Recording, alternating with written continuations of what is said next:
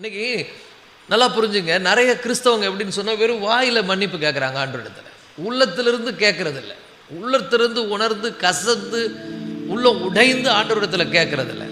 அவங்க என்ன நினச்சிக்கிறாங்க, சும்மா வாயில் சொன்னாலே ஆண்டவர் மன்னிச்சிருவார்னு நினைக்கிறாங்க. அப்படிலாம் ஆண்டவர் ஒருபோதும் மன்னிக்கவே மாட்டார்.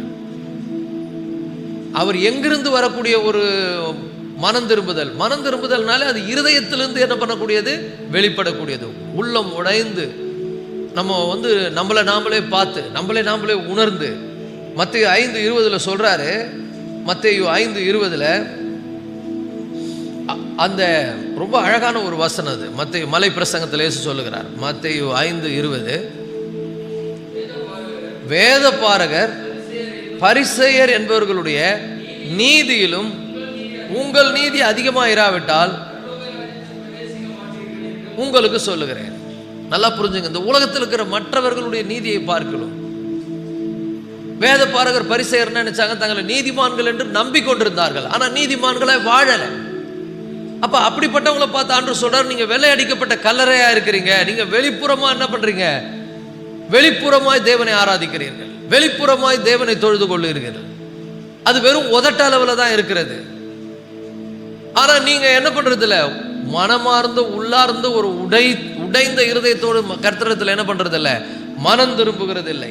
சோ தேவனுடைய ராஜ்யத்துக்குள்ள இருக்கிறவர்களுடைய மனநிலை எப்படி இருக்குன்னா, அவங்க மோட்டிவேஷனே டிஃப்ரெண்டா இருக்கும். அவங்களுடைய மோட்டிவேஷன் டிஃப்ரெண்டா இருக்கும். அவர்கள் தேவனை தொழுது கொள்ளுகிற விதம் டிஃப்ரெண்டா இருக்கும். வேதபாரகர் பரிசேயர் இவர்களுடைய நீதியிலும் உங்களுடைய நீதி அதிகமாக இராவிட்டால் பரலோக ராஜ்யத்தில் என்ன பண்ண மாட்டீங்க, பிரவேசிக்க மாட்டீர்கள். சோ நிறைய பேர் என்ன பண்ணாங்க, வெளிப்புறமான ஒரு போலியான கிறிஸ்தவ வாழ்க்கை வாழ்கிறார்கள். அதுதான் மாயமாலக்காரர்கள். தங்களை பெரிய பரிசுத்தவான்கள் என்று நம்பிக்கொள்ளுகிறார்கள், தங்கள் பாவம் மன்னிக்கப்பட்டது என்று நம்பிக்கொள்ளுகிறார்கள், தாங்கள் சரியா இருக்கிறோம், போற பாதை கரெக்ட் தான் நினைக்கிறாங்க. ஆனா அப்படிப்பட்டவங்க தேவனுடைய ராஜ்யத்தில் பிரவேசிக்கிறது இல்லை. யார் ஒருவர் அவங்க மோட்டிவேஷன், அவங்களுடைய சிந்தை, அவங்களுடைய வார்த்தை, அவங்களுடைய செயல்கள் வித்தியாசமாய் இருக்கிறதோ, வித்தியாசமாய் மாறுகிறதோ, அவர்கள் மாத்திரம்தான். அவங்க இப்படி இருக்க மாட்டாங்க. அப்போ அதனால தான் பவுல் சொல்றாரு, ரொம்ப அழகா சொல்றாரு எபேசியர்ல 4:17 ஆதலால் கர்த்தருக்குள் நான் உங்களுக்கு சாட்சியாய் சொல்லி எச்சரிக்கிறது என்னவென்றால் என்றார். நான் உங்களுக்கு சாட்சியா சொல்லி எச்சரிக்கிறேன், நீங்க உங்களை நீங்களே தப்பா நினைச்சுக்காதீங்க, நான் ரொம்ப பரிசுத்தவான் நினைச்சுக்காதீங்க, நான் பர்ஃபெக்டா இருக்கிற நினைச்சுக்காதீங்க. ஏன்னா நீங்க தேவனுடைய பிள்ளைகளா இருப்பீர்களானால், நீங்கள் புதிய சிருஷ்டிகளா இருப்பீர்களானால், நீங்கள் உண்மையாவே புதிய சிருஷ்டியா இருப்பீர்களானால், அவர் சொல்லுகிறார், ஆதலால் கர்த்தருக்குள் நான் சாட்சியா எச்சரித்து சொல்லுகிறது என்னவெனில், மற்ற புறஜாதிகள் தங்கள் வீணான சிந்தையில் நடக்கிறது போல நீங்கள் இனி நடவாமல் இருங்கள். சிந்தனையினாலே வீணரானார்கள். அவங்க நினைச்சுக்கிறாங்க, இதை நான் பண்றதுதான் கரெக்ட், நான் போற பாதை தான் சரி, நான் செய்யறதுதான் சரி, நான் இப்படிதான் இருப்பேன் அப்படின்னு நினைச்சுக்கிறாங்க. ஆனா தேவன் பார்க்கிறார், தேவன் நம்முடைய வழிகளை பார்க்கிறார், நம்முடைய சிந்தையை பார்க்கிறார், நம்முடைய செயல்களை பார்க்கிறார். இதை நம்ம உணரணும். இல்லைன்னா பெரிய ஆபத்துல போய் நம்ம என்ன பண்ணுவோம், சிக்கிக்கொள்வோம், பெரிய பிரச்சனையில மாட்டிக்கொள்வோம். இன்னைக்கு நிறைய கிறிஸ்தவங்க வாழ்க்கையில் உண்மையான சந்தோஷம் இல்லை, சமாதானம் இல்லை, உண்மையான மகிழ்ச்சி இல்லை. அவங்களுக்கும் ஆண்டவருக்கும் உள்ள உறவுல நல்ல ஒரு நல்ல சூழல் இல்லை. அவங்களுடைய வாழ்க்கை எப்படி இருக்குன்னு சொன்னா, ஆண்டவருக்கும் அவங்களுக்கும் உள்ள அந்த உறவுல அவங்க நினைச்சுக்கிறாங்களே ஒழி, ஆனா ஆண்டவருக்கும் அவங்களுக்கும் எந்த உறவும் சம்பந்தமே இல்லை. ஆண்டவருடைய சத்தத்தை அவங்க கேட்கறது இல்லை, ஆண்டவருடைய சித்தத்தின்படி நடக்கிறது இல்லை. ஏன்னா இந்த உலகத்தில் இருக்கிற மற்ற புறஜாதிகள் தங்கள் வீணான நடக்கையில், தங்கள் வீணான சிந்தையிலே நடக்கிறது போல. எல்லாம் சொல்லுங்க, வீணான சிந்தை. ஆண்டவருடைய பிள்ளைங்க நம்ம அப்படி நடக்கக்கூடாது. எல்லாரும் போல சிந்திக்க கூடாது, எல்லாரும் போல நடக்க கூடாது, எல்லாரும் பார்க்கிற மாதிரி பார்க்க கூடாது. இன்னைக்கு நான் சொல்ற கர்த்தருடைய பிள்ளைகளை அருவருப்பான படங்களை பார்ப்பது, அருவருப்பான பாடல்களை பாடுவது, அருவருப்பான காரியங்களை பேசுவது, டபுள் மீனிங்ல பேசுவது, இதெல்லாம் ஆண்டவருக்கு பிரியமான காரியம் அல்ல. ஆண்டவர் துக்கப்படுகிறார். ஏன்னா மற்ற புறஜாதிகள் அதை செய்கிறார்கள். நானும் புதிய சிருஷ்டி ஆக்கப்பட்டிருக்கிறேன். ஆண்டவர் இந்த எபேசியரை எடுத்துக்கினா ரொம்ப அற்புதமான புத்தகம். முதல் 3 அதிகாரம், எபேசியர்ல முதல் 3 அதிகாரம் நீங்க இப்படி இருக்கிறீங்கன்றத காட்டுறார். நீங்க தான் இதுதான் நீங்க அப்படின்னு சொல்றார். முதல் 3 அதிகாரத்துல. 4ல இருந்து மற்ற 6ஆம் அதிகாரம் வரைக்கும் பாத்தீங்கன்னா நீங்க இதுவா இருக்கிறபடினால் நீங்க இப்படிதான் நடக்கணும்ன்ற. இதுதான் நீங்க உங்களுடைய நடக்கை இப்படிதான் இருக்கணும். நான் இப்படி இருக்கிறதுனால இப்படி நடக்கணும். ஒரு ஆமென் சொல்லுங்க. பக்கத்துல பார்த்து சொல்லுங்க, நான் புதிய சிருஷ்டியா இருக்கிறதுனால நான் புதிய வாழ்க்கை வாழ வேண்டும். பழைய வாழ்க்கையை வாழ்ந்து கொண்டு நான் புதிய மனுஷன் சொல்ல முடியாது. பழைய பாவத்திலேயே ஜீவித்துக் கொண்டு நான் புதிய மனிதன் என்று நான் சொல்ல முடியாது. நான் பழைய காரியங்களை செய்து கொண்டு நான் புது சிருஷ்டி அப்படின்னாக்கா நான் சும்மா என்ன கற்பனை பண்ணிக்கிறேன் ஒழிய நடைமுறையில் அது சாத்தியம் கிடையாது. இன்னொரு காரியம் சொல்றேன் பாருங்க. இந்த பாவத்தில் தொடர்ந்து ஜீவிக்கிறாங்க பாருங்க கிறிஸ்தவங்கன்னு சொல்லிக்கொண்டு, அவங்க ஒரு குறிப்பிட்ட காலம் வரும்போது அவங்களுக்குள்ளேயே ஒரு சாட்சி உண்டாகும். நீ நான் ரட்சிக்கப்பட்டேன்னு அவங்களே யோசிப்பாங்க.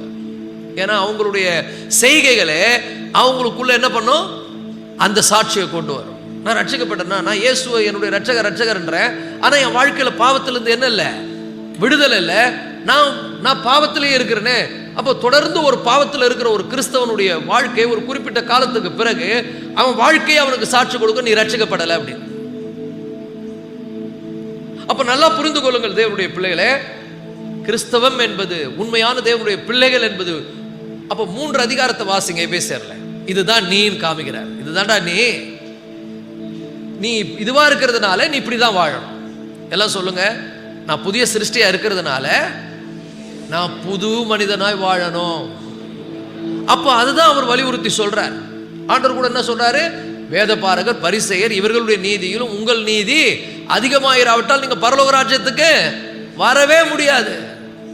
கர்த்தரிடத்திலிருந்து ஆசீர்வாதத்தை பெற முடியாது, நன்மையை பெற முடியாது. உலகத்துல பலவிதமான நெருக்கடியான போராட்டமான கஷ்டமான சூழ்நிலையில போய் சிக்கிக் கொள்வீர்கள். ஆண்டவர் கூட உங்களை காப்பாற்ற முடியாது. தேவனுடைய உதவியை நீங்க பெற முடியாது. நீங்க போய் என்ன பண்ணுங்க, ஒரு பெரிய விடுதலை பெற முடியாத ஒரு பிரச்சனையில மாட்டிக்கொள்வீர்கள். ஆண்டவருடைய சத்தத்தை கேட்க முடியாது. ஆண்டவர் சொல்லுவார், நீங்க கூப்பிட்டாலும் நான் உங்களுடைய சத்தத்துக்கு செவி கொடுக்க மாட்டேன்னு சொல்லுவார். ஏன்னா நான் கூப்பிடும் போது நீங்க என்ன பண்ணல, செவி கொடுக்கல. அப்ப நல்லா புரிந்து கொள்ளுங்கள், இதுதான் நான், இப்படிதான் நான் வாழணும். எல்லாம் சொல்லுங்க, இதுதான் நான் இப்படிதான் வாழணும். எல்லாரும் மாதிரி நான் வாழக்கூடாது. ஒரு ஆமென் சொல்லுவோமா? எல்லாரும் மாதிரி நான் பேசக்கூடாது, எல்லாரும் மாதிரி நான் பார்க்க கூடாது. கண்ட படத்தை பார்க்கறது, கண்ட காரியங்களை செய்யறது, உலக மக்கள் பேசுற மாதிரி பேசுறது, அருவருப்பான காரியங்களை வாயில பேசுவது, அருவருப்பான காரியங்களை பார்ப்பது, அருவருப்பான கதைகளை கேட்பது, மற்ற கெட்ட காரியங்களை கேட்பது, இது நான் கிடையாது. இது நான் வேற, நான் புது சிருஷ்டி. என்னை ஆண்டவர் புது சிருஷ்டியா என்ன பண்ணிருக்கிறாரு, மாற்றி இருக்கிறார். இதுதான் நான் இப்படிதான் வாழணும். சொல்லுவோமா? ஹல்லேலூயா. அப்போ வெளிப்புறமான ஒரு போலியான கிறிஸ்தவ வாழ்க்கைக்கு பேர் என்னன்னா மாயமால். அவங்களா நினைச்சுக்கிறது நான் கரெக்டா இருக்கிறேன், நான் சரியா இருக்கிறேன். ஆனா அவங்க வாழ்க்கை சாட்சி கொடுக்கும் நீங்க சரியில்லை. அவங்க நடக்கை சொல்லும் நீ ஆண்டவருடைய பிள்ளை இல்லை. அவர்களுடைய செயல்கள் சொல்லும் உனக்கும் இயேசுவுக்கும் சம்பந்தமே இல்லையே. அப்போ ஒரு வெளிப்புறமான மத செயல்கள், நான் சபைக்கு வரேன், நான் ஆண்டவரை ஆராதிக்கிறேன், நான் சர்ச்சுக்கு வந்தா போதும், நான் ஞானஸ்தானம் எடுத்துட்டேன், ஒரு சபையில் நம்பர் ஆயிட்டேன், இது கிடையாதுங்க. வாழ்க்கை, எல்லாம் சொல்லுங்க வாழ்க்கை. அல்லேலூயா. அப்போ ஆண்டவர் சொல்றாரு மத்தேயு 7:21 அந்நாட்கள்ல அவர் சொல்றாரு, மத்தேயு 7:21 வாசிங்க. பரலோகத்தில் இருக்கிற என் பிதாவின் சித்தத்தின்படி செய்கிறவனே, நல்லா புரிஞ்சுங்க, அவன் தான் கிறிஸ்தவன். பரலோகத்தில் இருக்கிற என் பிதாவின் சித்தத்தின்படி செய்கிறவனே யார் அவன்? அவன் தான் உண்மையான தேவனுடைய பிள்ளை. அப்ப பரலோகத்தில் இருக்கிற தேவனுடைய சித்தம் என்ன? நாம் எல்லோரும் பரிசுத்தமாய் இருப்பதே தேவனுடைய திருச்சித்தம். பரிசுத்தமாய் வாழ்வது, பரிசுத்தம் என்று வாயளவில் பேசுவதல்ல, பரிசுத்தம் ஏதோ என்னைக்கோ ஒரு நாளைக்கு சொல்லுவதல்ல. என்னுடைய நடக்கை மற்ற புறஜாதிகள் தங்கள் வீணான நடக்கையில் நடக்கிறது போல, வீணான சிந்தனைகளிலே நடக்கிறது போல நாம் இனி நடவாமல் இருக்க வேண்டும். ஏனென்றால் நான் புதிய சிருஷ்டியாக்கப்பட்டிருக்கிறேன். நான் தேவனுடைய பிள்ளை என்கிற பெயரை சுதந்திரித்திருக்கிறேன். நான் தேவனுடைய பிள்ளையானால் நான் எப்படி நடக்கணும்? அவர்கள் புத்தியில் அந்தகாரப்பட்டு 18ஆம் வசனத்துல அவங்க என்ன பண்ணிட்டாங்களாம்? புத்தியில் அந்தகாரப்பட்டு தங்கள் இருதய கடினத்தினால் தங்களில் இருக்கும் அறியாமையினால் தேவனுடைய ஜீவனுக்கு அந்நியராயிருந்து. எவ்வளவு விஷயம் நடக்குது பாருங்க. இவங்க உண்மையான கிறிஸ்தவங்க கிடையாது. கிறிஸ்தவங்க 2 வகைப்படும். ஒன்று மாயமால கிறிஸ்தவர்கள், இன்னொன்னு உண்மையான கிறிஸ்தவர்கள். இன்னொன்று இப்படி சொல்ற, புத்தி உள்ள கன்னிகைகள், புத்தி இல்லாத கன்னிகைகள். இது போதும், இது கரெக்ட், இது பரவாயில்ல, போதாது, இது சரி கிடையாது, இது நல்லது கிடையாது, இது உன்னை வேற எங்கேயோ கொண்டு போகிறது, இது நரகத்தின் வழியாய் கொண்டு போகிறது, இது உன்னுடைய சமாதானத்தை கெடுக்க போகிறது, இது உன்னுடைய வாழ்க்கையை மிகவும் பாதிக்க போகிறது. இன்னைக்கு மற்ற புரஜாதிகள் என்ன அழகா சொல்றாரு பாருங்க. அவர்கள் புத்தியில் அந்தகாரப்பட்டு, புத்தி என்ன பண்ணுச்சா? அந்தகாரம் ஆயிடுச்சு. ஆண்டவருடைய பிள்ளைங்க நம்ம அப்படி நடக்கூடாதுங்க. கர்த்தருக்கு பயப்படணும். யார் கூடயாவது நீங்க பேசும்போது யாராவது அருவருப்பான வார்த்தைகளை பேசினால் அவங்க கூட இருக்கக்கூடாது. ஏன்னா நான் வேற ஆளு. இன்னைக்கு நிறைய செல்போன்ல பாத்தீங்கன்னா நிறைய அருவருப்பான காரியங்கள் வருது. அதை பார்த்து பார்த்து பார்த்து என்ன ஆகுதுன்னா புத்தி அந்தகாரப்படுகிறது. எதை பார்க்கணும், எதை கேட்கணும், எதை பேசணும் அப்படி என்கிறது எனக்கு தெரியணும். ஏன்னா நான் தேவனுடைய ராஜ்யத்துக்குள்ள இருக்கிறேன். நான் தேவனுடைய பிள்ளை. நான் தேவனுடைய பிள்ளையா இருப்பதினால் நான் எப்படி நடக்கணும்? தேவனுடைய பிள்ளையா தான் நடக்கணும். அப்போ இன்னைக்கு அவர்களுடைய புத்தி என்ன ஆயிடுதுன்னா அந்தகாரம் அடைகிறது. அந்தகாரம் எப்படி ஆயிடுதுன்னா பொலிட்டட். அவங்களுடைய மனசு கெட்டு போகிறது. எப்படி? அருவருப்பான காரியங்களை பேசுவது. நல்லா சொல்றேன் கேட்டுங்க. அருவருப்பான காரியங்களை பேசுறவங்க கூட இருக்கவே கூடாது. அருவருப்பான செயல்கள், அருவருப்பான எண்ணங்கள், அருவருப்பான படங்கள், இது என்ன பண்ணுகிறது? என் புத்தி அந்தகாரப்பட்டு என்னை நாசமாக்கி என்னை அழிக்கிறது. அப்ப ஆண்டவர் தெளிவா சொல்லிட்டார். என்ன சொல்லிட்டார்? 17ஆம் வசனத்துல சொல்றாரு, ஆதலால் கர்த்தருக்குள் நான் உங்களுக்கு சாட்சியாக சொல்லி எச்சரிக்கிறது என்னவெனில், நீ சும்மா உன்னை கிறிஸ்தவன் நினைச்சுக்கின்னு செய்யத்தகாத காரியங்களை செய்து கொண்டு, பேசக்கூடாதவைகளை பேசிக்கொண்டு, பார்க்க கூடாதவைகளை பார்த்து கொண்டு, நடக்கக்கூடாத வாழ்க்கையை நடத்தி கொண்டு நான் கிறிஸ்தவன், நான் பிள்ளை அப்படி நீ நினைச்சேனா நீ உன்னை நீயே ஏமாற்றிக் கொள்ளுகிறாய். கடைசி நேரத்தில் உன் சூழ்நிலை, உன் வாழ்க்கை எல்லாமே நாசமா போயிடும். கர்த்தரால கூட காப்பாற்ற முடியாது. அநேகருடைய வாழ்க்கையில சாபம் அப்படியே சாபத்திலே கிடக்கிறாங்க. கடைசியா முடிவில் தற்கொலைக்கு போவாங்க. பிரச்சனையில போய் மாட்டிக்குவாங்க. பயங்கரமான ஏன்னா அவங்களுக்கு இந்த எச்சரிப்பின் சத்தத்தை அவங்க கேட்கறது இல்லை. இதுக்கு எக்ஸ்பிளைனே தேவையில்லை. இது ஒருத்தர் பிரசங்கம் பண்ண வேண்டிய அவசியமே இல்லை. நீங்க படிச்சாலே பரிசுத்த ஆவியானவர் உங்களோடு கூட என்ன பண்ணுவாரு? இடைபடுவார். ஆதலால் கர்த்தருக்குள் நான் உங்களுக்கு சாட்சியாக சொல்லி எச்சரிக்கிறது என்னவெனில், மற்ற புரஜாதிகள் தங்கள் வீணான நடக்கைகளில், வீணான சிந்தையில நடக்கிறது போல. நல்லா புரிஞ்சுங்க. வீணான சிந்தை, வீணான நடக்கை, 2 காரியம் இருக்கு. நடக்கிறது போல நீங்கள் இனி நடவாமல் இருங்கள். ஏன்? நான் வேற ஆளு. ஐ ஆம் a kingdom people. நான் தேவனுடைய ராஜ்யத்தினுடைய மகன், நான் ராஜ்யத்தினுடைய மகள், நான் தேவனுடைய ராஜ்யத்துக்குள் இருக்கிறேன். நான் வேற மாதிரி, நான் எல்லாரும் மாதிரி கிடையாது.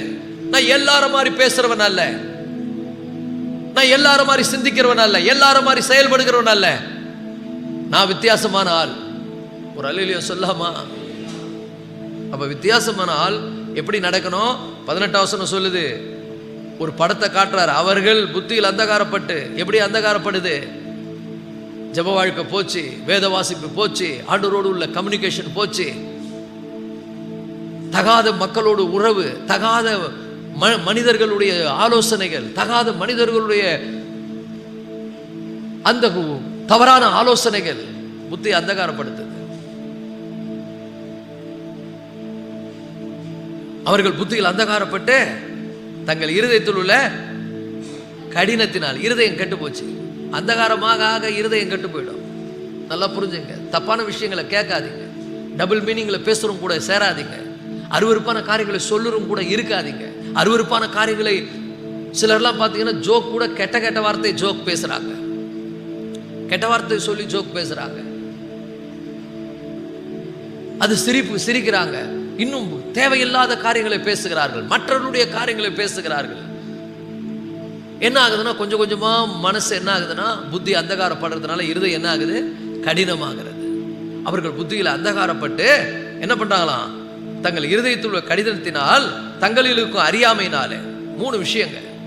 முதல்ல புத்தி அந்தகாரப்படுது, ரெண்டாவது அப்படி அந்தகாரப்படுறதுனால இருதயம் என்ன ஆகுது, கடினமாகுது, மூன்றாவது அவர்களுடைய அறியாமையினால் தேவனுடைய ஜீவனுக்கு அந்நியராயிருக்கு. அப்ப கர்த்தருடைய ஆசீர்வாதத்துக்கு நீ அந்நியனாய் போகிறாய்,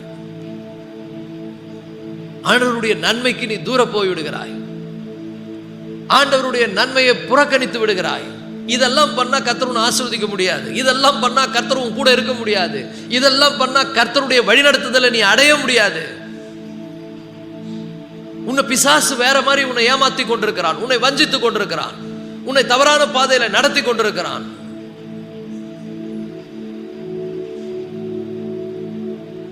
நல்லா புரிந்து கொள்ளுங்கள். இன்னைக்கே கர்த்தரிடத்தில் என்ன பண்ணுங்க, ஒப்புரவாகுங்க, மனம் திரும்புங்க. ஆண்டவரிடத்தில் உணர்ந்து என்ன என்ன அழகா சொல்றாரு பாருங்க அந்த வார்த்தைகள் ஒவ்வொன்றும். 19வது வசனம், உணர்வில்லாதவர்களாய், என்ன உணர்வே கிடையாது, உணர்வில்லாதவர்களாய் சகலவித அசுத்தங்களையும் அவளோட நடப்பிக்கும்படி தங்களை காம விகாரத்துக்கு ஒப்பு கொடுத்திருக்கிறார்கள். நீங்களோ இவ்விதமாய் கிறிஸ்துவை கற்றுக்கொள்ளவில்லை. நிறைய பேருக்கு கிறிஸ்துவ தப்பா கத்து கொடுத்துட்டாங்க. இல்ல அந்த வசனத்தை நம்ம வாசித்து பாருங்க. மத்தேயு 7:21 ஒரு முறை படிங்க. பரலோகத்தில் இருக்கிற என் பிதாவின் சித்தத்தின்படி செய்கிறவனே பரலோக ராஜ்யத்தில் பிரவேசிப்பானே அல்லாமல் என்னை நோக்கி கர்த்தாவே கர்த்தாவே என்று சொல்லுகிறவன் பரலோக ராஜ்யத்துக்கு வர முடியாது. இங்க வந்து கர்த்தாவே தோத்துறோம் தோத்துறோம்னு சும்மா பாட்டு பாட்டா போதாதுங்க, சும்மா கையை உயர்த்தி ஆராதிச்சுட்டா போதாது, காணிக்க கொடுத்துட்டா போதாது, ஆலயத்துக்கு வந்துட்டா போதாது. இவங்க பரலோக ராஜ்யத்துக்கு வரமாட்டாங்கன்றாரு. ஏன்னா பரலோக ராஜ்யத்துக்கு வரணும்னா பிதாவினுடைய சித்தத்தை செய்யணும். பிதாவினுடைய சித்தம் என்ன? நாம் பரிசுத்தமாய் வாழ்வது. பரிசுத்தமானாய் வாழ்வதற்கென்றுதான் நம்மை உலகத்திலிருந்து அவர் என்ன பண்ணியிருக்கிறார், பிரித்திருக்கிறார். நிறைய பேர் நினைச்சுக்கிறாங்க இயேசுவை ஏற்றுக்கொண்ட ரட்சகரா, இயேசுவை ரட்சகரா உண்மையா இயேசுவை ரட்சகரா ஏற்றுக்கொண்டேன்னா உன் வாழ்க்கை சாட்சி கொடுக்கும், உன்னுடைய நடக்கை சாட்சி கொடுக்கும். இன்னைக்கு நிறைய பேர் தப்பா கிறிஸ்துவை கற்றுக்கொண்டார்கள். இயேசுவினிடத்தில் உள்ள நீங்களோ இவ்விதமாய் கிறிஸ்துவை கற்றுக்கொள்ளவில்லை. நீ பாவம் செய்வ, நீ பாட்டு பாவத்திலே வாழ்வ, நீ உன் பாவத்தில் அப்படியே புரளுவ. ஆண்டவர் உன்னை ஆண்டவரே என்ன மன்னிச்சிருங்கன்னா மன்னிச்சிருவாரா? ஆண்டவர் இருதயத்திலிருந்து வரக்கூடிய மன்னிப்பை தான் மன்னிப்பார். உள்ளம் உடஞ்சி 2 பேர் தேவாலயத்துக்கு போனாங்க. மத்தேயு லூக்கா 18ல் ஒருத்தன் சொன்னா நான் பர்ஃபெக்ட், நான் கரெக்டா இருக்கிறேன்னு அவன் நினைச்சுக்கினான். ஒருத்தன் தூரத்திலிருந்து பார்த்து மார்பிள் அடித்து கொண்டு தேவனே பாவியாக என் மேல் என்ன பண்ணுங்க, இரக்கமா இருங்க அப்படின்னு உடைந்து அவரிடத்துல மன்னிப்பு கேட்டான்.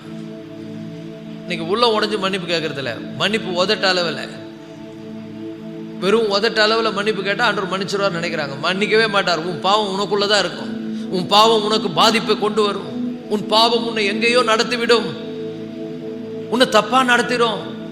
அப்ப நல்லா புரிஞ்சுங்க, இதுதான் நான் இப்படிதான் வாழணும். நான் உன் கர்த்தருடைய இயேசுவை நான் ரட்சகராக ஏற்றுக்கொண்டிருக்கிறேன், நான் விசுவாசி, நான் எப்படி வாழணும், இப்படிதான் வாழணும். என்ன அழகா சொல்றாரு பாருங்க, அப்படியே காட்டுறாரு. உன்னை பார்த்துக்கோ, இதான் நீ இப்படி இருக்கிறதுனால நீ இப்படிதான் வாழணும். அப்ப நல்லா புரிஞ்சுங்க, இன்றைய உலகத்தில் தேவனுடைய பிள்ளைங்க மீடியா செக்ஷன்ல ரொம்ப ஜாக்கிரதையா இருங்க. ஸ்மார்ட் போன் பயன்படுத்துறவங்க ரொம்ப ஜாக்கிரதையா இருங்க.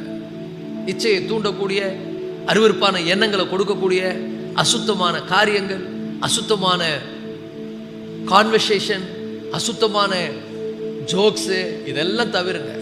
இதுதான் உங்க புத்தி அந்தகாரப்படுத்தி உங்களை பொலிட்டட் ஆக்கி உங்க இருதயத்தை கடினமாக்கி உங்களுக்குள்ள ஒரு தப்பான இமேஜினேஷன், நான் கரெக்டா இருக்கிறேன்னு உங்களுக்குள்ள ஒரு தப்பான இமேஜினேஷனை கொண்டு வந்து உங்களை எங்க கொண்டு போகுதுன்னா அது பாதாளத்துக்கு கொண்டு போகிறது. நான் கிறிஸ்தவன், நான் தேவனுடைய பிள்ளை, நான் தேவனுடைய ராஜ்யம், வேத பாரகர் பரிசேயருடைய நீதியிலும் என்னுடைய நீதி அதிகமா இருக்கணும். நான் ஒவ்வொரு காரியத்தையும் வாட்ச் அவுட் பண்ணணும். தகாத காரியங்களை நான் செய்யக்கூடாது, என்னெல்லாம் செய்யக்கூடாது, எப்படிலாம் நான் நடக்கக்கூடாது, ஆண்டவர் இங்க தெளிவா காண்பிக்கிறார். என்னெல்லாம் செய்யக்கூடாது, எதெல்லாம் செய்யக்கூடாது. நீங்களோ இவ்விதமாய் கிறிஸ்துவை கற்றுக்கொள்ளவில்லை. ஏன்னா இன்னைக்கு தப்பா கிறிஸ்துவ கற்றுக் கொடுக்குறாங்க நிறைய போதனைகள். ஒன்னும் இல்லை, ஆண்டவர் மன்னிச்சிருவாரு, ஒன்னும் இல்லை, நம்ம ஆண்டவர் ரொம்ப இரக்கமும் மன உருக்கம் உள்ளவர், உன்னை ஏத்துக்குவார், உன்னை அங்கீகரிப்பார், கண்டிப்பா அங்கீகரிப்பார், ஏத்துக்குவார், உண்மைதான். ஆனா நீ செய்த செயலுக்கான பலனை நீ தான் அனுபவிக்கணும். மனிதன் எதை விதைக்கிறானோ அதையே அறுப்பான். இது ஒரு மாற்றம் கிடையாது. ஏன்னா ஆண்டவர் என்னன்னா, நல்லா புரிந்து கொள்ளுங்கள், நமக்கு பவர் கொடுப்பாரு, ஆனா நான் தான் செயல்படுத்தணும்.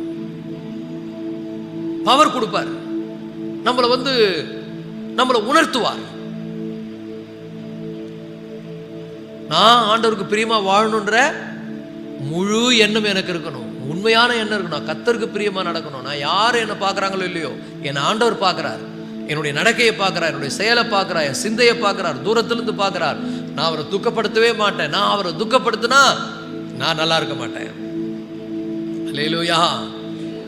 ஏன்னா நான் அவருடைய பிள்ளை, நான் அவருடைய பிள்ளையா இருக்கிற அப்படின்னா அவர் பேர் கிடைக்கிற மாதிரி நடக்க மாட்டேன். அல்லேலூயா. இந்த உணர்வு நமக்கு அவசியம். பாருங்க, ரொம்ப அழகா சொல்றாரு. அவங்க 19வது வசனத்தை சொல்றாரு, உணர்வு இல்லாதவர்களாய் சகலவித அசுத்தங்களையும் அவளோட நடப்பிக்கும்படி தங்களை காம விகாரத்துக்கு ஒப்பு கொடுத்திருக்கிறார்கள். நீங்களோ இவ்விதமாய் கிறிஸ்துவை கற்றுக்கொள்ளவில்லை. நிறைய பேர் எப்படி கத்துக்கினாங்கன்னா தப்பா கத்துக்கினாங்க. நீ என்ன பண்ணாலும் ஆண்டவர் உன்னை மன்னிச்சுடுவாரு. கண்டிப்பா மன்னிப்பாரு. எப்போ மன்னிப்பாருன்னா, நீ உள்ள உடஞ்சி நான் இனிமே அதை செய்ய மாட்டேன்னு சொல்லும் போது தான் மன்னிப்பாரு. இனிமே அந்த வாழ்க்கை எனக்கு பிடிக்கல ஆண்டவரே, இனிமே நான் அப்படி நடக்க மாட்டேன், நீ மன்னிப்பு கேட்கும் போதே மறுபடியும் அதை செய்வேன்ற நோக்கத்தோட நீ மன்னிப்பு கேட்டா அது உண்மையான மன்னிப்பு அல்ல, அது உண்மையான மனம் திருப்புதல் அல்ல. அந்த பாவம் உனக்குள்ளே நிலை நிற்கும். நீங்களோ இவ்விதமாய் கிறிஸ்துவை கற்றுக்கொள்ளவில்லை. என்னை நோக்கி கர்த்தாவே கர்த்தாவே என்று கூப்பிடுவது அதில் பிரவேசிக்க மாட்டான். பிதாவினுடைய சித்தத்தின்படி செய்கிறவனே அதில் பிரவேசிப்பான். இன்னைக்கு பரலோக ராஜ்யத்தின் பரலோக வாழ்க்கை உங்களுக்கு வேணுமா? பரலோக வாழ்க்கையை பூமியில வாழணும்னா தேவனுடைய பிள்ளையில அவருக்கு முன்பாக பரிசுத்தமாய் வாழ வேண்டும் என்கிற உணர்வோடு நடந்து கொள்ளுங்கள். எல்லா விதமான அசுத்தங்களை விட்டு ஓயுங்கள், எல்லா விதமான அருவருப்பான காரியங்களை விட்டு ஓயுங்கள், எல்லா விதமான கெட்ட செய்கைகளை விட்டு ஓயுங்கள். அப்போ நீங்க இந்த உலகத்திலும் சரி, நீங்க மகிழ்ச்சியோடு சந்தோஷத்தோடு நிம்மதியோடு வாழ்வீர்கள். 21ஆம் வசனம், இயேசுவினிடத்தில் உள்ள சத்தியத்தின் படியே அப்படின்றார். இது புது சத்தியம் கிடையாதுங்க, இது புது உபதேசம் கிடையாது. இயேசுவினிடத்தில் உள்ள சத்தியத்தின் படியே. இயேசு என்ன சொல்றாரு? ஒரு ஸ்திரியை இச்சையோடு பார்க்கிற எவனும் அவரிடத்தில் விபச்சாரம் செய்தாயிற்று என்று சொல்லுகிறார். இன்னைக்கு எத்தனை காரியங்களை இச்சையோடு பார்த்து கொண்டிருக்கிறோம். இன்னைக்கு நிறைய கிறிஸ்தவங்க இச்சையிலே வாழுகிறார்கள். ஆனா அது ஓகேன்றாங்க. அது ஓகே, அது ஒன்றும் பிரச்சனை இல்லை. புத்தியில் அந்தகாரப்பட்டு இச்சையில வாழுகிறார்கள். அவர் சொல்லுகிறார், 2 காரியத்தை பிரிக்கவே முடியாதுங்க.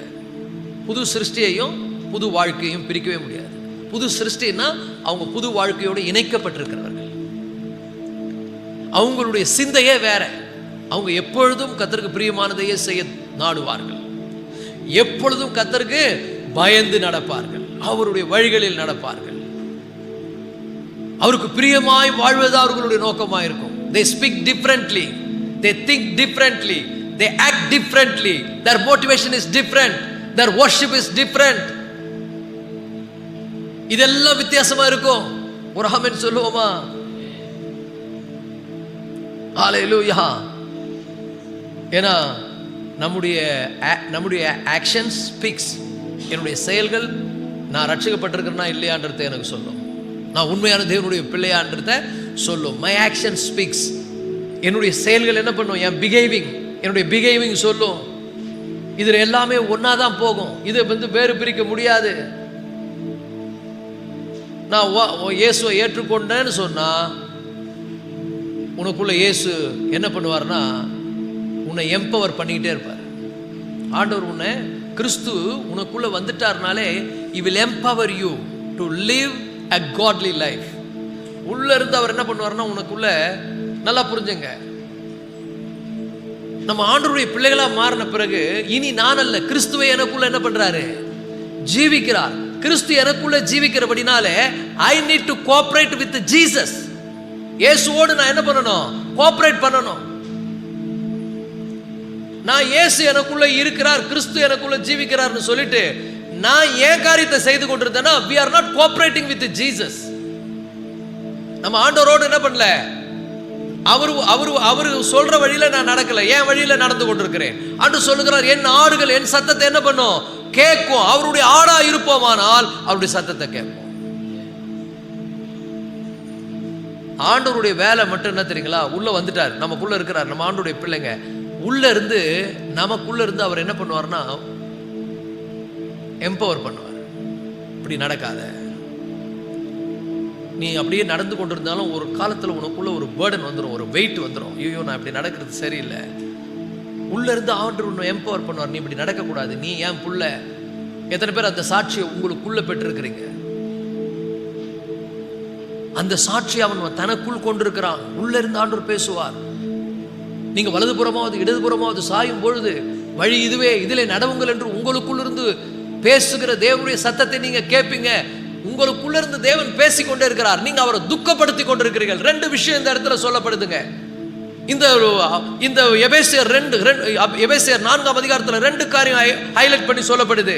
ஒன்னு, மீட்கப்படும் நாளுக்கென்று முத்திரையை பெற்ற தேவனுடைய ஆவியை துக்கப்படுத்தாதிருங்கள். ஒன்னு. ரெண்டாவது, பிசாசுக்கு இடம் கூடாதிருங்கள். அதை நீங்க தொடர்ந்து வாசித்தீங்கன்னா தெரியும். நான் எப்படி பிசாசுக்கு இடம் கொடுக்கிறேன், எப்படி ஆவியானவரை துக்கப்படுத்துறேன். இன்னைக்கு என் வாழ்க்கையில நான் ஆவியானவரை துக்கப்படுத்தி கொண்டிருக்கிறேனா அல்லது அவரை சந்தோஷப்படுத்தி அவருடைய வார்த்தையின்படி நடக்கிறேனா? அப்போ பிசாசுக்கு இடம் கொடுக்கிறேன்னு சொன்னா என்ன அர்த்தம்? பிசாசுக்கு இடம் கொடுக்கிறோம்னா இதெல்லாம் செய்வான், இந்த காரியம் எல்லாம் இருக்கும். இந்த லிஸ்ட்டை கொடுக்குறாரு அவர் சொல்றாரு, பிசாசுக்கு இடம் கொடுக்காதீங்க. அவர் சொல்றாரு, இயேசுவினுடைய சத்தியத்தின்படி நீங்கள் அவரிடத்தில் கேட்டு அறிந்து அவரால் போதிக்கப்பட்டிருக்கிறீர்களே. மனுஷன் போதிக்கல, ஆவியானவர் போதிக்கிறார். நீங்க ரோட்ல போயிட்டே இருக்கிறீங்க, ஒரு இச்சையான பார்வை பார்க்கும்படி ஒரு உணர்வு வருது. உள்ள இருந்து ஆவியானவர் சொன்னி, ஏன் புள்ள நீ அப்படி பார்க்க கூடாதுன்னு வரார் சொல்றாரா? டிவி பார்த்துக்கினே இருக்கிறீங்க, அருவருப்பான காரியம் வருது. உள்ள இருந்து ஆவியானவர் சொல்றாரா, நீ என் புள்ளப்பா, நீ இங்க உட்காந்து இப்படிப்பட்ட காரியத்தை பார்க்கறன்னு சொல்றாரா? சொன்னார்னா தான் நீ ஆவியானவரை துக்கப்படுத்தாம சரிங்க ஆண்டவரே நான் அதை ஆஃப் பண்ணுவேன், அது சரிங்க ஆண்டவரே நான் அதை பார்க்க மாட்டேன், இல்லைன்னா பிசாசுக்கு இடம் கொடுத்துருவேன். இந்த விஷயம் அங்க ரெண்டு இடத்துல வருது பாருங்க. அப்போ நல்லா புரிஞ்சுங்க, கர்த்தருடைய பிள்ளைகளோடு தேவன் பேசுகிறார், எம்பவர் பண்றார். செய்யாத. தாவீதுக்குள்ள ஆவியானவர் இறங்கினாரு, சிங்கத்தை கிழிச்சான்னு இருக்குது. அவன் கம்மன் இருந்தாருன்னா சிங்கம் கிழிச்சிட்டு இருக்கான் அவனை. நல்லா புரிஞ்சுங்க, உள்ள பலன் வந்துருச்சு. அந்த பலனை ஆக்டிவேட் பண்ணணும். நான் நோ சொல்லணும் பாவத்துக்கு, நான் செய்ய மாட்டேன்னு சொல்லணும். பிசாசோடு யுத்தம் பண்ணணும். சாத்தானே நான் இதை செய்ய மாட்டேன், அவன் வந்து உங்களை அழிக்க பார்ப்பான் பாவத்தை கொண்டு வந்து. ரெண்டு விஷயம் இருக்குதா பாருங்க அதுல. அப்படியே சொல்லிக்கிட்டே வரும்போது சொல்றாரு, 30ஆம் வசனம் பாருங்க. அன்றியும் நீங்கள் மீட்கப்படும் நாளுக்கென்று முத்திரையாய் பெற்ற தேவனுடைய பரிசுத்தாவியை துக்கப்படுத்தாதீர்கள் சொல்றாரு.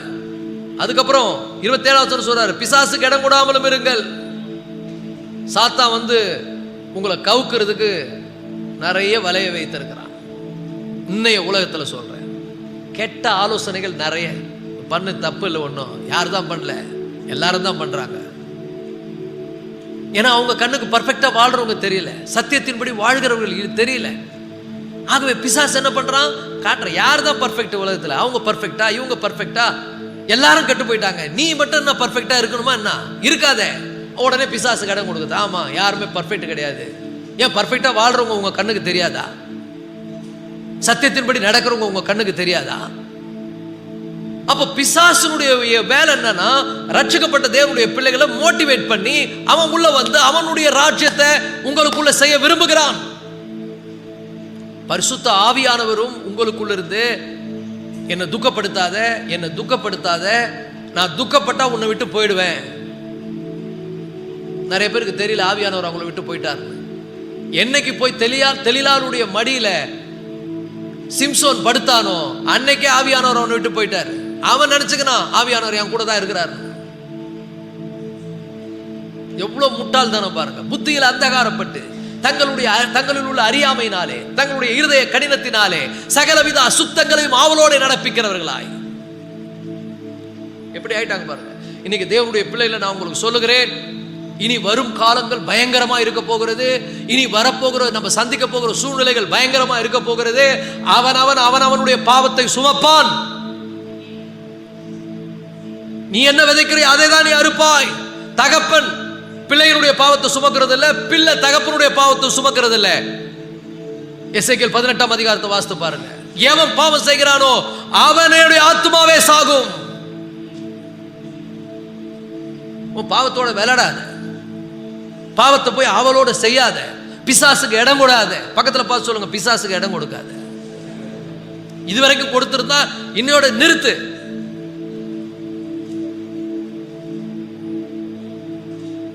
இதுதான் நீ, இப்படிதான் நீ வாழணும். எல்லாரும் மாதிரி வாழ்வதற்கு வாழ்க்கை அல்ல. அதற்காக நீ மீட்கப்படல, அதற்காக உன்னை அவர் ரட்சிக்கல, அதற்காக உனக்கு ரத்தம் சிந்தல.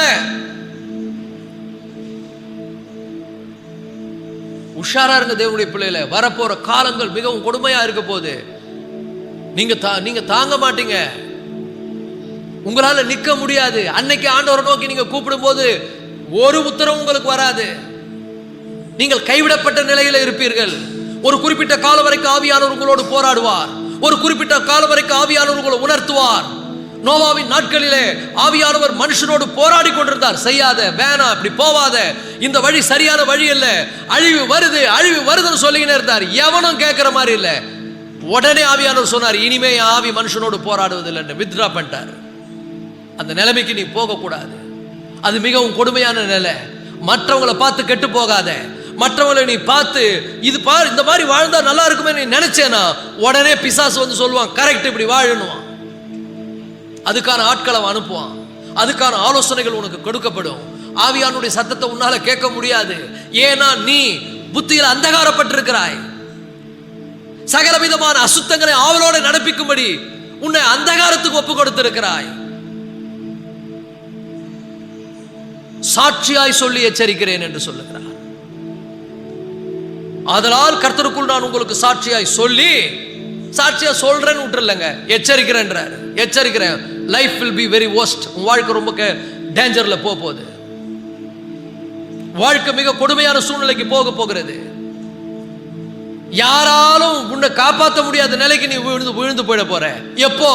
உன் புத்தியில் அந்தகாரப்பட்டு இருதயம் கடினமாகி அசுத்தமான காரியங்களை அவளோடு நீ நடப்பிக்க உன்னை பிசாசுக்கு ஒப்பு கொடுத்துட்டேன்னா ஆவியானவர் உள்ள வெளியே போயிடுவாரு. ஆவியானவர் வெளியே போயிட்டா யாராலும் உன்னை ஒன்றும் பண்ண முடியாது. You will walk away from God.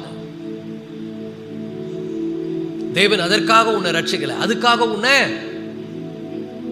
உனக்குள்ள மீட்கப்படும் நாளுக்கு என்று முத்திரையாய் பெற்ற பரிசுத்த ஆவியை என்ன பண்ணாதீங்க, துக்கப்படுத்தாதிருங்கள். பிசாசுக்கு இடம் கொடுக்காதீங்க. பிசாசு எப்படி? உங்க விருப்பத்தை வச்சுதான் அவன் செயல்படுவான். முதல்ல உங்களுக்குள்ள இச்சை இருக்குது, உங்களுக்குள்ள அருவருப்பான காரியங்களை செய்ய ஆவல் இருக்குது, நீங்க என்ஜாய் பண்றீங்க. நிறைய பேருக்கு உலகம், பணம், உலக ஆசை, மாம்சத்தின் இச்சை, கண்களின் இச்சை, ஜீவனத்தின் எல்லாம் விரும்புறதுனால உசு பேத்துறான் அவங்களை. பரவாயில்ல, ஒன்றும் இல்லை, தப்பு இல்லை, பண்ணு. எல்லாரும் தான் பண்றாங்க, யாரு தான் பண்ணல. நீ மட்டும் நான் ஒழுகமா, நீ மட்டும் ஏன் ஒழுகமா வாழணுமா? நான் வாழணும். ஏன்னா நான் அவங்க கிடையாது, நான் வேற. உனக்குள்ள ஒரு அற்புதமான பரிசுத்த ஆவியானவர் இருக்கிறார். உன்னை உணர்த்துகிறார், உன்னை நடத்துகிறார். எத்தனை முறை உனக்கு சொல்றார்? ஒவ்வொரு முறையும் நீ அவரை துக்கப்படுத்தி கொண்டே இருக்கிறாய். அப்ப நல்லா புரிந்து கொள்ளுங்கள். என்ன அழகா சொல்றார் பாருங்க. உணர்வில்லாதவர்களாய் சகல 19 வசனம், எபேசியர் 4:19. உணர்வில்லாதவர்களாய், உணர்வே போயிடுச்சு. இந்த உணர்வில்லாதவர்கள் ரொம்ப டேஞ்சருங்க. அவங்களுக்கு தெரியவே தெரியாது. அவங்க அழிவில் போயினுங்கிறாங்கன்னா அவங்களுக்கு தெரியாது.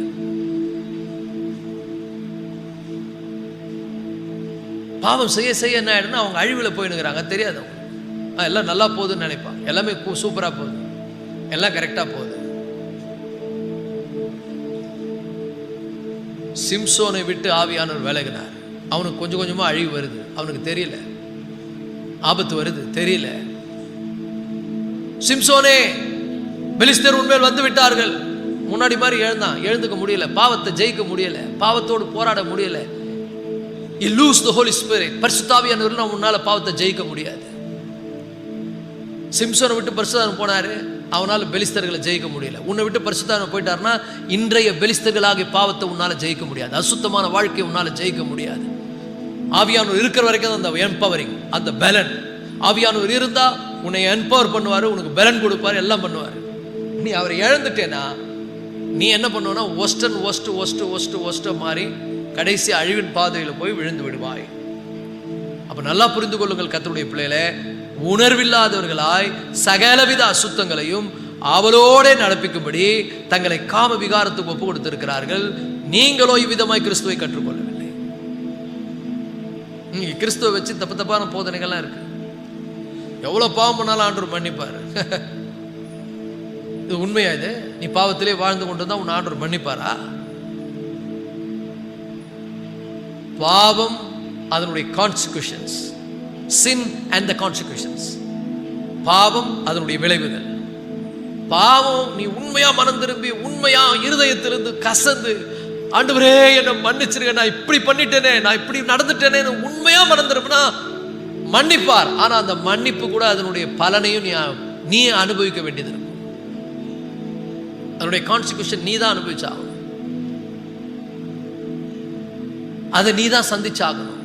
அதனுடைய விளைவுகள் பயங்கரமா இருக்கும். அப்ப நல்லா புரிந்து கொள்ளுங்கள் கர்த்தருடைய பிள்ளைகளை, பாவம் செய்யும் போதே யோசிங்க, அதுக்கான தண்டனை கூடவே இருக்குது. ஆவியானவர் உள்ள இருந்து என்னை உணர்த்துவார், ஆவியானவர் எனக்கு பலன் கொடுப்பார். அந்த பலனை வச்சு நான் சண்டை போடணும். எப்படி ஆவியானவர் பலன் கொடுத்த உடனே பெலிஸ்தரோட சிம்சோன் என்ன பண்ணா? சண்டை போட்டான். இன்னைக்கு யாரும் சண்டை போடுறது இல்லை. போய் படுத்துக்கிறது தெளிலால் மடியில.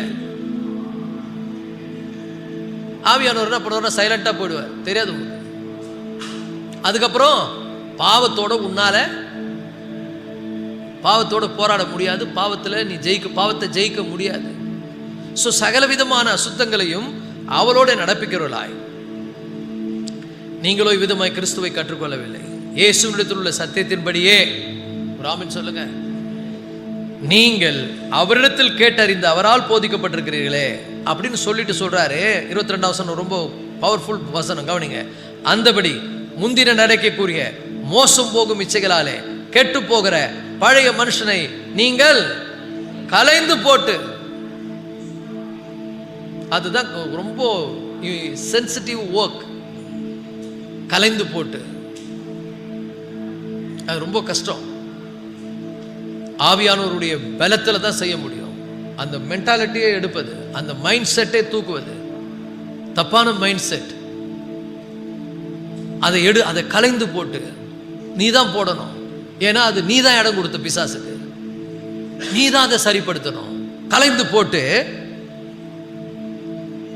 உங்கள் உள்ளத்திலே புதிதான ஆவி உள்ளவர்களாகி, அல்லேலூயா, மெய்யான நீதியிலும் பரிசுத்தத்திலும் தேவனுடைய சாயலாய் சிருஷ்டிக்கப்பட்ட புதிய மனுஷனை தரித்து கொண்டிருக்கிறீர்களே. அல்லேலூயா. சும்மா கிறிஸ்தவன் சொல்லிட்டு பழைய செய்கையை கலைந்து போடாம இருந்தா நீ கிறிஸ்தவனே கிடையாது. கலைந்து போடு. கிறிஸ்தவன் கலைந்து போடுவான். புது மனிதனாய் வாழ தீர்மானம் எடுப்பான். புது மனிதனாய் வாழ்வதற்கு முடிவெடுப்பான். கலைந்தே போடுறதில்ல, அப்படியே பழைய வாழ்க்கையை வாழ்வது. போலி கிறிஸ்தவன் என்ன பண்ணுவான்? பழைய வாழ்க்கையை வாழ்வான். உண்மையான கிறிஸ்தவன் என்ன பண்ணுவான்? கலைந்து போடுவான்.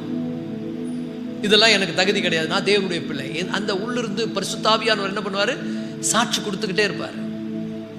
நிறைய முறை என்னுடைய வாழ்க்கையில எல்லாரும் இருக்கிற மாதிரி தான் நம்மளும் மாம்சத்தில் இருக்கிறோம். எல்லாருக்கும் வர சிந்தனை நமக்கு வரும் இல்லையா? அப்போ அந்த மாதிரி சிந்தனை வரும்போது ஆண்டவர் டக்குன்னு பேசுவார். நீ என் புள்ள, நான் உன் கூட இருக்கிறேன். நீ இதை செய்தா நான் உன் கூட இருக்க முடியாது. நான் உன் கூட இருக்கணும்னா தூக்கி போடு. அல்லேலூயா. டக்குன்னு கலைச்சிருவேன். நோ, டக்குன்னு அதை மனசுல இருந்து எடுத்துருவேன். ஏன்னா ஆவியானவர் உள்ள இருந்து என்ன பண்றாரு? என்ன எம்பவர் பண்றாரு, என்ன பவர் கொடுக்கிறார். ஆவியானவர் பவர் கொடுத்தாலும் கூட நான் பாட்டு மண்ணு மாதிரி இருந்தேன்னா என்ன பண்ணுவேன்? எல்லா இடத்துலும் பாருங்க, பைபிள்ல நிறைய கிளியர் பிக்சர். யோசுவாவை ஆண்டவர் சொல்றாரு, போ, எரிகோவை உன் கையில கொடுத்தேன்னாரு. கொடுத்துட்டாருன்னு சொல்லிட்டு இயேசு சும்மா போக முடியுமா? முடியாது. ஆண்டவர் சொன்ன மாதிரி நடந்தார். அந்த மக்களோட யுத்தம் பண்ணார், சண்டை போட்டார். பாவத்தோட சண்டை போடணும், பாவத்தை கூட காம்ப்ரமைஸா போக கூடாது, பாவத்தோட ஒத்து போக கூடாது, பாவ வாழ்க்கைய அங்கீகரிக்க கூடாது. நான் வேற, நான் இப்படிதான் நடக்கணும். சொல்லாமா? புதிய சிருஷ்டியா இருந்தோம் என்றால் என்ன பண்ணுவோம்? உள்ளத்துல புதிதான ஆவி உள்ளவர்களாய் நம்ம நடந்து கொள்வோம். எப்படி நடப்போம்? மெய்யான நீதியிலும், சொல்லுங்க, படிங்க, பரிசுத்தத்தில் வார்த்தையில கிடையாது, செயல்ல. நல்லா புரிஞ்சுங்க. மெய்யான நீதியிலும். அப்ப என்ன அர்த்தம்? மெய்யான நீதியிலும் ஏன் சொல்றாரு? நிறைய பேர் பொய்யான நீதியில இருக்கிறார். நான் நீதிமான் நீதிமான்னு சொல்லிக்கின்னு, ஐயோ பண்றதெல்லாம் பாருங்க எல்லாம் அநீதியான செயல்கள். அது பொய்யான நீதி. மெய்யான நீதி என்ன? ஆண்டவருடைய பிள்ளையாய் மேற்கொண்டு சொல்லப்பட்ட வார்த்தைகள்லாம் தவிர்ப்பது, இனி சொல்ல போற வார்த்தையெல்லாம் தவிர்ப்பது. இதெல்லாம் நமக்கு தகுதி கிடையாது. நான் தேவனுடைய சிருஷ்டி, புதிய சிருஷ்டி. அப்ப மெய்யான நீதியிலும் பரிசுத்தத்திலும் தேவனுடைய சாயலாக சிருஷ்டிக்கப்பட்ட புதிய மனுஷனை தரித்து கொள்ளுங்கள் அர்த்தம். தரித்து கொள்ளுங்கள்னா நீங்க எடுத்து போட்டுங்கன்னு அர்த்தம். தரித்து கொண்டு இருக்கிறீர்களே அப்படி இல்லை, தரித்து கொள்ளுங்கள். அப்ப என்ன அர்த்தம்? ஒவ்வொரு முறையும் நான் என்ன பண்ணணும்? பரிசுத்த சிந்தையை தரித்து கொள்ளணும். ஒவ்வொரு முறையும் தேவனுடைய பிள்ளையா வாழணுன்ற எண்ணத்தை தரித்து கொள்ளணும். ஒவ்வொரு முறையும் நான் பிசாசுக்கு இடம் கொடுக்க மாட்டேன், அந்த உறுதியான தீர்மானம் இருக்கணும். நான் அசுத்தமான காரியங்களை ஆவலோடு செய்ய மாட்டேன். சுத்தமான வாழ்க்கை வாழ்வதற்கு தேவன் என்ன பண்ணல? தெரிந்து கொள்ளவில்லை. அப்புறம் சொல்றாரு 25ஆம் வசனம், அன்றியும் நாம் ஒருவருக்கு ஒருவர் அவயங்களாக இருக்கிறபடியால் பொய்களை கலைந்து அவனவன் பிறனுடனே மெய்யை பேச கடவோம். இது ரொம்ப முக்கியமான காரியம். நாம் எல்லாரும் தேவனுடைய பிள்ளைகளா இருக்கிறோம், அவயவங்களா இருக்கிறோம். அவயங்களா இருக்கிறபடினாலே நாம என்ன பண்ணணும்? மெய்யே தான் பேசணும். போலித்தனமான வாழ்க்கை வாழவே கூடாது, பொய் பேசவே கூடாது. பொய் உன்னதான் அழிக்க போகுது, பொய் உன்னதான் வஞ்சிக்க போகுது. பொய் பேசுகிறவன் அதன் பலனை அனுபவிப்பான். வாயை திறந்த உடனே பொய், எதை திறந்தாலும் பொய். பொய் சொல்லணுன்ற ஒரு மைண்ட் செட்லயே. ஏன்னா தான் செய்யறது தப்பு, தான் செய்யற தப்ப யாரும் கண்டுபிடிக்க கூடாது என்பதற்காக என்ன பண்றது?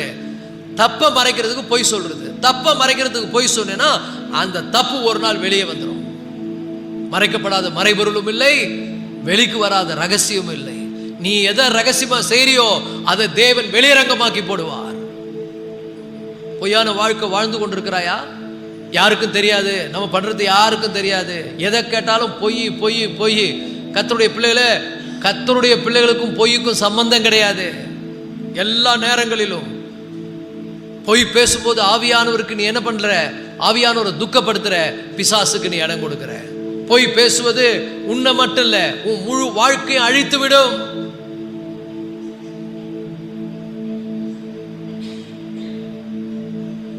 அன்றியும் நீங்கள் ஒருவருக்கு ஒரு அவயங்களா இருக்கிறபடியால் பொய்யை கலைந்து அவனவன் பிறனுடனே மெய்யை பேச கடவன். அல்லேலூயா. நிறைய இருக்கு, அடுத்த வாரம் பேசுறேன். அடுத்த வாரம் இதனுடைய எல்லாத்தையும் நம்ம ஆராய்ந்து பார்ப்போம். ஆனா நல்லா புரிந்து கொள்ளுங்கள், இதுதான் நான், இப்படிதான் நான் வாழணும். அல்லேலூயா. எல்லாரும் மாதிரி நான் வாழக்கூடாது, எல்லாரும் மாதிரி நான் சிந்திக்க கூடாது, எல்லாரும் மாதிரி நான் பேசக்கூடாது. I am a different person. சாத்தானுக்கு நான் இடம் கொடுக்க மாட்டேன். பிசாசனுடைய வேலை எப்படியாவது உன்னை கவிழ்த்து போடணும், எப்படியாவது உனக்குள்ள அவன் ஆட்சி செய்யணும், உன்னை அழிக்கணும். அவன் திட்டம். கிறிஸ்துவனுடைய வேலை உன்னை காப்பாற்றணும். உன்னை காப்பாற்ற விரும்புகிறார், உன்னை சேவ் பண்ண விரும்புகிறார். இன்னைக்கு அசுத்தமான வாழ்க்கை விட்டு வெளியே வாருங்கள். அசுத்தமான வாழ்க்கையை அவரோட செய்கிறவளே அல்ல, அசுத்தங்களை கலைந்து அசுத்தமான வாழ்க்கையை விட்டு பரிசுத்தத்திற்கென்று நம்ம ஒப்பு கொடுப்போம். இன்னைக்கு நம்ம ஆண்டவரிடத்துல சொல்லுவோம், ஆண்டவரே எனக்குள்ளிருந்து நீர் கொடுக்கிற சாட்சியை நான் கேட்டு அதன்படி நான் நடக்க எனக்கு உதவி செய்யும். எல்லாருக்குள்ளேயும் ஆவியானவர் பேச மாட்டார். உலகத்தில் இருக்கிற எல்லாருக்கிட்டையும் பேசி நிற்பாரு, நீ பரிசுத்தமா வாழு, இது செய்யாதேன்னு பேச மாட்டார். உண்மையா ஆண்டவருடைய பிள்ளைங்கிட்ட உள்ளத்துல பேசுவார், இன்னைக்கும் பேசுவார். இப்போ இந்த வார்த்தையை கேட்கும் போதே உங்களுக்குள்ள சொல்லுவார், ஆமா இது என்னுடைய வார்த்தை, நான் தான் இதை உனக்கு சொல்லி கொண்டிருக்கிறேன்னு சொல்லுவார். அப்போ இந்த வார்த்தைக்கு நீங்கள் செவி கொடுத்து இந்த நாட்களிலே கர்த்தருடைய பிள்ளைகளை எதெல்லாம் தகாத காரியங்கள், நல்லா புரிஞ்சுங்க. அருவருப்பான படங்களை பார்க்காதீங்க, அசுத்தமான பேச்சை பேசாதீங்க, அசுத்தமான பேசுகிற மக்களோடு சேராதீங்க, அசுத்தமான காரியங்களை கேட்காதீங்க. கேட்டா பிசாசு உங்களை என்ன பண்ணுவான்? தூண்டுவான். உங்களை தூண்டி ஆவியானவரை துக்கப்படுத்த செய்வான். ஆவியானவர் உங்களை விட்டு விலகிட்டார்னா உங்க வாழ்க்கை மிக ஆபத்தில் போய் முடிச்சிடும். இன்னைக்கு ஆண்டு இடத்துல நம்ம ஒப்பு கொடுப்போம். எல்லாரும் எழுந்திருந்த ஆண்டு சமூகத்தில், ஆண்டவரே, தேவனுடைய ராஜ்யத்தில் நான் இருக்கிறேன் என்கிற உணர்வோடு உம்முடைய அரசாட்சி எனக்குள்ளே நடக்கட்டும் ஆண்டவரே. நீர் என்னை ஆளுகை செய்யும் ஆண்டவரே. எனக்குள்ளிருந்து நீர் பேசும் ஆண்டவரே. ஹல்லேலூயா. இதுவரைக்கும் உங்க சத்தத்தை கேட்காம என் புத்தியில் அந்தகாரப்பட்டு மோசம் போக்குகின்ற இச்சைகளினாலே என் சுய புத்தியின் மேல் சாய்ந்து நான் வாழ்ந்திருப்பேனால் அதையெல்லாம் எனக்கு மன்னியும் என்று ஆண்டவரிடத்தில் கேட்போமோ?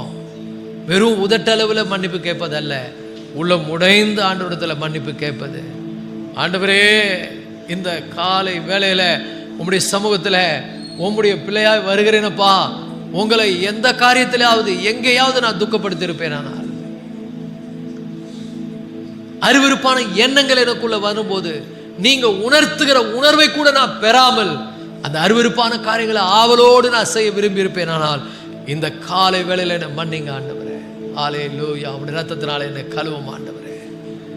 எல்லாரும் ஆண்டவரிடத்துல சொல்லுங்க, என்னை கழுவும் உம்முடைய ரத்தத்தினால. உண்மையா சொல்லுங்க, மனம் உடைந்து சொல்லுங்க. முந்தின நடக்கைக்குரிய மோசம் போகும் இச்சைகளாலே, ஓ சோத்திரம் சோத்திரம் சோத்திரம், கெட்டு போகிற பழைய மனுஷனை நான் கலைந்து போடுகிறேன். உள்ளத்துல புதிதான ஆவி உள்ளவர்களாகி மெய்யான நீதியிலும் பரிசுத்தத்திலும் தேவனுடைய சாயலாய்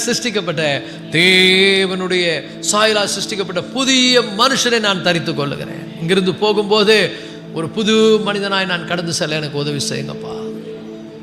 ஹல்லேலூயா, ஹல்லேலூயா, ஹல்லேலூயா. ஓமை ஸ்தோத்திரிக்கிறோம், ஸ்தோத்திரிக்கிறோம், ஸ்தோத்திரிக்கிறோம். இந்த உலக மனிதனை போல நான் வாழ்வது ஆண்டவரே, வாழ்வதற்காக நீர் எனக்கு ரத்தம் சிந்தி மறிக்கவில்லை ஆண்டவரே. இந்த உலக மனிதனை போல பேசுவதற்கு, உலக மனிதர்களைப் போல நடப்பதற்காக நீர் உம்முடைய ஜீவனை கொடுத்து என்னை மீட்கவில்லை ஆண்டவரே. வித்தியாசமாய் வாழ்வதற்கு என்று என்னை மீட்டிருக்கிறேன். ஒருவன் கிறிஸ்துவுக்குள் இருந்தால் அவன் புதிய சிருஷ்டியாய் இருக்கிறான். பழையவைகள் எல்லாம் ஒழிந்து போயின, எல்லாம் புதிதாயின. புதிய வாழ்க்கை வாழும்படி எங்களை நீர் தெரிந்து கொண்டிருக்கிறீர். புதிய மனுஷனாய் நடக்கும்படி எனக்குள்ளே இருந்து நீர் என்னை நடத்துகிறீர். ஹல்லேலூயா, ஹல்லேலூயா. அந்த சாட்சியை நான் எனக்குள்ளே கொண்டிருக்கிறேன். எனக்குள்ளிருந்து நீர் சாட்சி கொடுக்கிறதுக்காய் ஸ்தோத்திரங்க தாவே. ஹல்லேலூயா. அப்பா ஸ்தோத்திரம்பா. இந்த வார்த்தைகள் ஒவ்வொன்றை கொண்டு உம்முடைய பிள்ளைகளை உணர்த்துங்கப்பா. யாரெல்லாம் ஆண்டவரே அப்பா தங்கள் புத்தியில் அந்தகாரப்பட்டு எல்லா விதமான அசுத்தங்களை அவளோடு நடப்பிக்கும்படி தங்களை ஆண்டவரே அசுத்தத்துக்கு ஒப்பு கொடுத்திருக்கிறார்களோ அவர்கள் மனம் திரும்புவார்களாக. இயேசுவின் நாமத்தினாலே அவர்கள் மனம் திரும்புவார்களாக. ஆண்டவரே, பொழுதே பரிசுத்த ஆவியானவர் ஒவ்வொருவரையும் உணர்த்துங்க ஆண்டவரே. இனி நான் ஒருபோதும் அருவருப்பான காரியங்களை செய்ய மாட்டேன், அருவருப்பான காரியங்களை பேச மாட்டேன், அருவருப்பான காட்சிகளை காண மாட்டேன், அருவருப்பான எந்த ஒரு காரியங்களை நான் செய்ய மாட்டேன். ஏனென்றால் நான் தேவனுடைய ராஜ்யத்தில் இருக்கிறேன். தேவன் என்னுடைய ராஜாவா இருக்கிறார். அவர் எனக்குள்ளே ஆளுகை செய்கிறார். ஹல்லேலூயா, ஹல்லேலூயா. அன்றியும் மீட்கப்படும் நாளுக்கென்று நான் முத்திரையாய் பெற்றிருக்கிறேன் பரிசுத்த ஆவியானவரை, தேவனுடைய பரிசுத்த ஆவியை துக்கப்படுத்த மாட்டேன், பிசாசுக்கு இடம் கொடுக்க மாட்டேன். ஹல்லேலூயா. எங்களுக்கு உதவி செய்யும் அப்பா. எங்க சபையை ஆண்டவரே புது சிருஷ்டியாய் நீர் மாற்றி இருக்கிறீர். அவர்கள் புதிய வாழ்க்கை வாழட்டும் ஆண்டவரே, புதிய மனிதர்களாய் வாழட்டும், பழைய செய்கைகளை கலைந்து போடட்டும். உமக்கு பிரியமாய் வாழ ஆண்டவரே பழைய சுபாவங்கள் மாற ஒவ்வொருவருக்கும் உணர்வை கொடுங்கப்பா. எங்களை உணர்த்தி எங்களை வழி நடத்துங்க. இயேசு கிறிஸ்துவின் மூலம் வேண்டிக் கொள்கிறோம் ஜீவனுள்ள நல்ல தகப்பனே, ஆமென்.